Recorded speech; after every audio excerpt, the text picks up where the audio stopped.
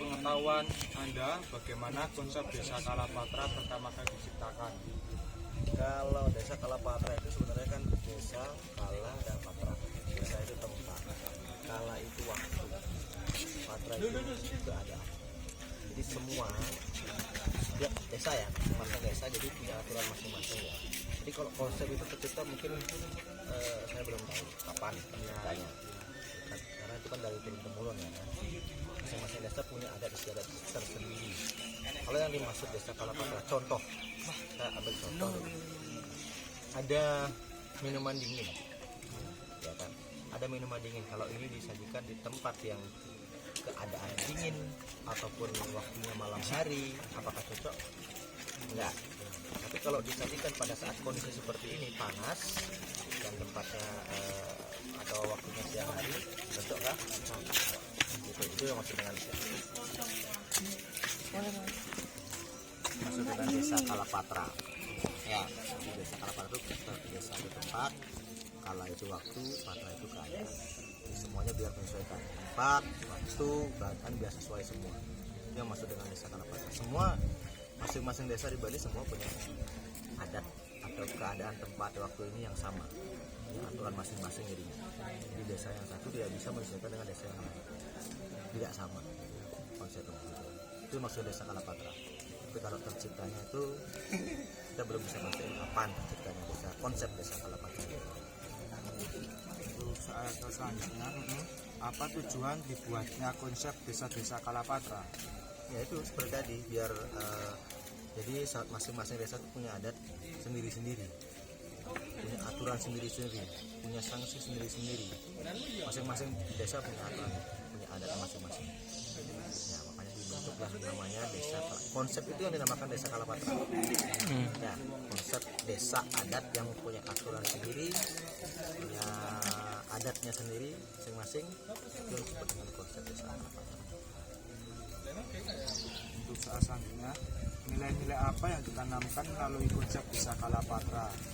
Nilai, kalau nilai mungkin jadi kalau kita berbicara salah satu desa aja ya, karena beliaunya kan otomatis tinggal di desa yang berbeda dengan yang lain. Kalau yang ditanyakan orang lain mungkin berbeda lagi. Kalau yang ditanyakan A beda lagi, B tanyakan beda lagi, C beda lagi. Ya, kalau menurut saya pribadi, kalau konsep desa Kalapatra di tempat saya, kalau nilai itu ya, jadi masyarakat itu bisa tertib ya. Jadi aturan sudah ada, konsep desa Kalapatra sudah ada, jadi semuanya sudah diatur masing-masing. Kalau masalah nilai tergantung masing-masing desa. Kalau menurut di tempat saya ya, jadi di desa saya itu konsep desa Kalapatra ya, bisa menyampaikan masyarakat.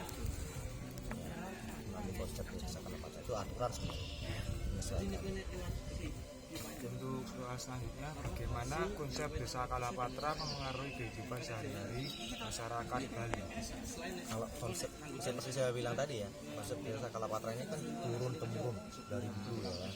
Mungkin kalau pengaruhnya nggak terlalu besar, karena mereka sudah tahu adat dari seperti saya dari lahir sudah tahu aturan yang ada di desa saya seperti ini, adatnya seperti ini harus dilakukan. Jadi kalau pengaruhnya mungkin nggak terlalu besar, karena itu udah terbiasa. Sudah bisa dilihat dalam budaya gitu ya. Bagaimana konsep desa Kalapatra berkembang dari masa ke masa? Kalau berkembang mungkin nggak terlalu banyak, karena itu kan aturan dari leluhurnya kita ya kan, dari atas sampai sekarang mungkin ada perkembangan atau tambahan dari aturan yang dilakukan. Oh, hal ini wantau doa. Itu aja sih. Ya kalau perkembangannya nggak terlalu banyak, mungkin aturannya ditambahkan mungkin. Aspek perubahan signifikan dalam penerapan desa Kalapatra di masa kini dibandingkan dengan masa lampau. Apa aspeknya?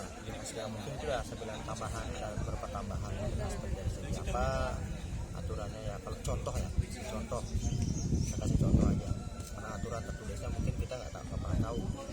Itu kan adat dari turun temurun. Contoh. Jadi kalau orang nelayan, kalau di kampung saya, kalau dulu nelayan itu mereka kita membawa beras sama gula untuk melayat ke tempat orang yang meninggal. Kalau sekarang tidak boleh membawa gula, hanya uang 10.000 beras dan gula uang 10.000. Nah itu kan udah berbeda kan? Udah berbeda. Aturan awal. Itu konsep dari aturan yang ada di desa itu. Yang contoh di skip aja nih. Itu faktor yang mengaruhi perkembangan konsep desa Kalapatra. Gimana? Untuk faktor yang mengaruhi perkembangan konsep desa Kalapatra. Jadi biar dia kan dari masa ke masa kan tetap ada. Nah itu yang tetap biar dia tetap ada gitu. Gimana? Diulangi coba nih. Faktor. Faktor. Ya faktornya. Aspek-aspek yang biar dia itu tetap ada dalam masa ke masa itu tetap ada. Gitu. Oh itu ya. Sekarang kan sebenarnya itu pengaruh yang paling besar itu kan dari orang tua. Oh ya. Orang tua yang menjelaskan ke anak. Kalau itu nggak dijelaskan mereka kan nggak tahu. Karena aturan itu kan nggak ada tertulis seperti itu ya kan. Jadi itu memang konsepnya sudah memang harus seperti itu. Jadi orang tua itu ini loh mengajarkan ya secara langsung mengajarkan nanti kalau ini seperti ini kalau di desa kita. Kalau mungkin desa lain kan berbeda lagi. Nah itu jadi saya contoh tahu saya desa Kalapatra itu kan dari orang tua. Kalau orang tua nggak bercerita kita nggak pernah tahu ya kan konsep desa Kalapatra yang ada di desa lain seperti apa. Tergantung orang tua.